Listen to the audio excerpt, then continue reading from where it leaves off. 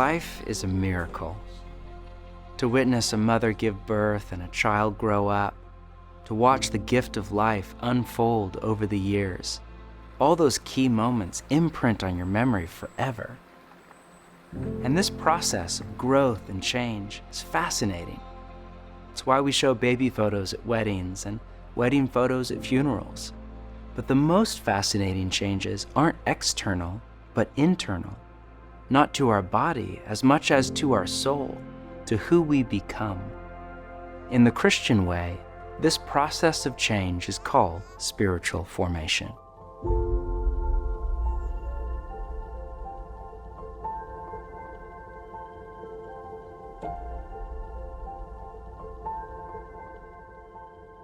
Last week, we covered the 3 goals of a disciple or apprentice of Jesus: to be with Jesus, to become like him, and to do as he did.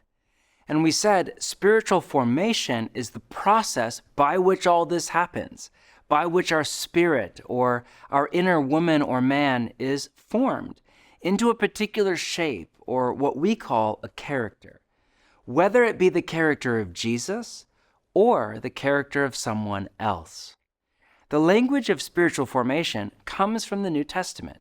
For example, in Romans 12, Paul writes this to the followers of Jesus in the city of Rome: "Do not conform to the pattern of this world, but be transformed by the renewing of your mind." Notice the 2 verbs, conform and transform. Both verbs are from the same root word in Greek, metamorphao, where we get the English word metamorphosis, the word for the process by which a caterpillar is transformed into a butterfly. One lexicon defines it as to change the essential form or nature of something. This is the word picture for the depth of change that is possible in the human soul. Not just surface level behavior modification, but deep change in the heart. And in Greek, both verbs, conform and transform, are in the present passive tense, meaning they are something that is already happening to you. You are already being conformed to be more like the pattern of this world, or transformed to be more like Jesus. There is no option C, conformed or transformed.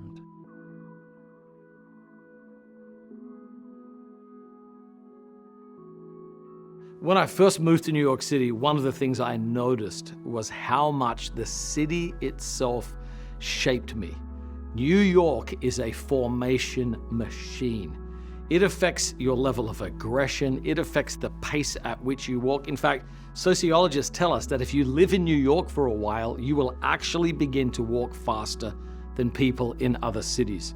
The stories of New York, the architecture of New York, the history of New York all work on you subtly and slowly, where when you go back and visit your families for the holidays, they often say, "What's happened to you?" And the answer is, "New York has happened to me." But you're never really aware of it in any given moment. And I think that's such an important recognition for me as a pastor, because so often people are naive and they think, I'm not being shaped by anything. Sometimes non-Christians say, I don't want to follow Jesus. I don't want to be formed by religion. But the truth is, we're all being formed by something. The question's not, shall someone form me? The question is, who will form me? The question is not, who do I want to become? The question is, who am I becoming by the forces that are working on me? And I think Paul really understood the importance of making our formation conscious. He said to the Romans in Romans 12, do not be conformed to the image of this world. Why? Because that's what it does. He wanted the Christians in Rome to recognize and understand how Rome was shaping them into Romans. The stories of Rome, the religion of Rome, the architecture of Rome, the practices of what it meant to participate in the empire were making them Romans. So they had to discern their formation so they could be transformed. And this is what Jesus wants us to do, to figure out who Jesus is and how his story, his truth, his love, and his practices form us into his disciples. So the great question is not, shall I be formed? The question is consciously determining who it is that will form you.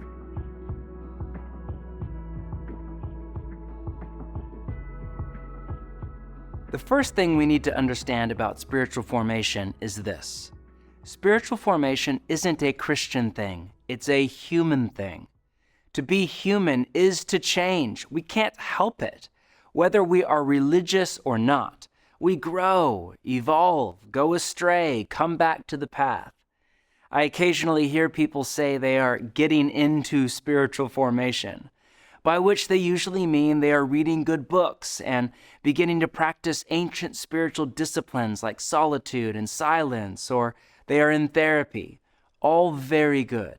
But just to clarify, you've been being spiritually formed since before you took your first breath. Spiritual formation begins in utero and continues through all our days, whether we are into it or not. Mother Teresa was a product of spiritual formation, and so was Hitler. Queen Elizabeth was spiritually formed, as was Genghis Khan. Their spirits were formed over a long period of time through a complex alchemy of genetic inheritance, family patterns, childhood wounds, education, habits, decisions, relationships, environments, and much more. Same with you and me. We've been formed. We're being formed, and we will be formed in the days to come. Spiritual formation is not optional. The problem is, most of our formation is unintentional. No one sits down one day and decides to be conformed to the pattern of this world. No one sets out to become bitter or angry or greedy or judgmental or fearful. It just happens. Simply by living in Manhattan or LA or wherever you call home and living a normal life. Because of that, I've found it incredibly helpful to name the forces in my life that are forming or deforming me. And in this session, we want to help you do the same. To that end, here's a paradigm we call unintentional spiritual formation. How we become who we become is a sacred mystery of the human soul, taunting the brightest minds of both science and spirituality. But there is a surprising level of agreement across disciplines. We are formed by 6 primary forces: our habits, our relationships, the stories we believe, our environment, time, and experience. The first 4 forces are more active, more about what we do.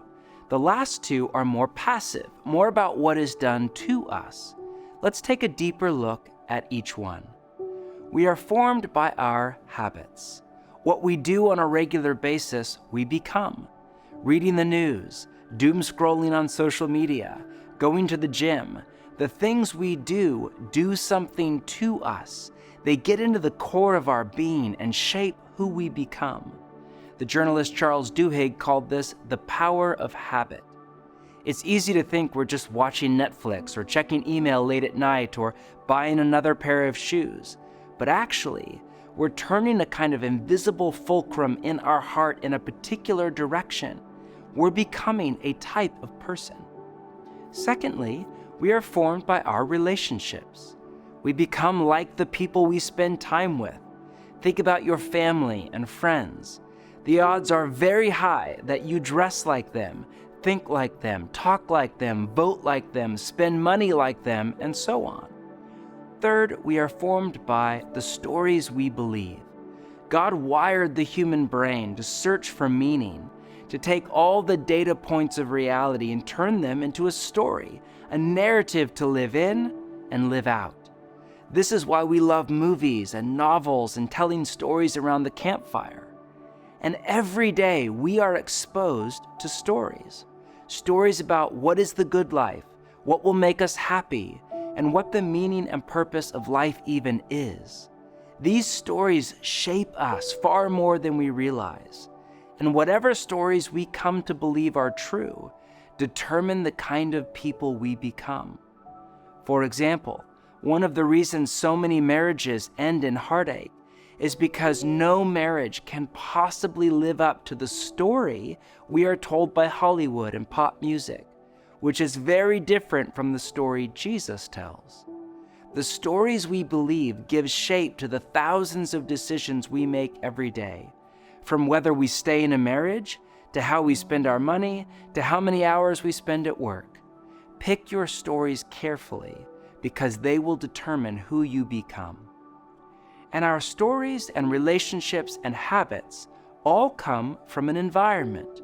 Whether you live in a small town or a global city, in a Western secular culture or a traditional religious culture, we all become like the place we live.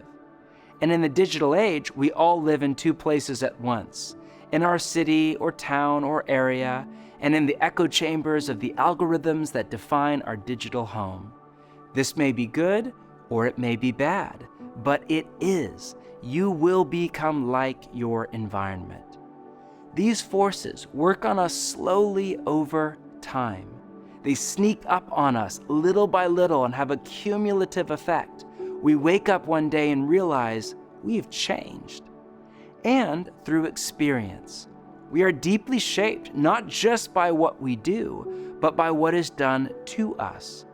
Nowhere is this more true than in our family of origin and our childhood, but it's also true of our whole lives. Do we go to college or drop out of high school? Get our dream job or file for bankruptcy? Get married, get divorced, or stay single? Our experiences deeply shape who we become. In summary, we are formed by our habits, relationships, the stories we believe, and our environment. And this happens over time and through experience. We call this paradigm unintentional spiritual formation because it's a synopsis of how we are formed with no intentionality, just by waking up in the morning and going about our day. The question isn't, are you becoming someone? It's, who or what are you becoming?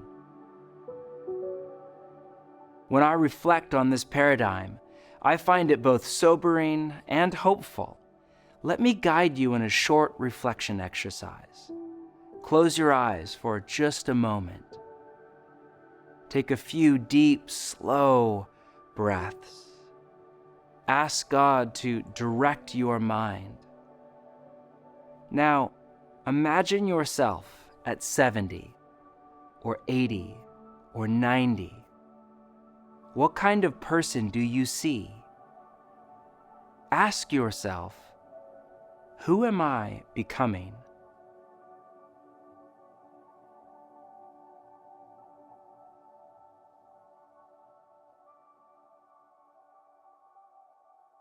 I remember the first time I ever did that exercise. I was about 30 years old, and I had enough life under my belt to plot a hypothetical trajectory and imagine myself at 40 or 50 or 60. And the person I saw on the horizon was terrifying. I was becoming more hurried and anxious and irritable, not more loving and joyful and peaceful. In my case, it was a wake-up call. I realized I had to make some major life changes. What about you? What changes do you need to make to alter the trajectory of your spiritual formation in the direction of Jesus?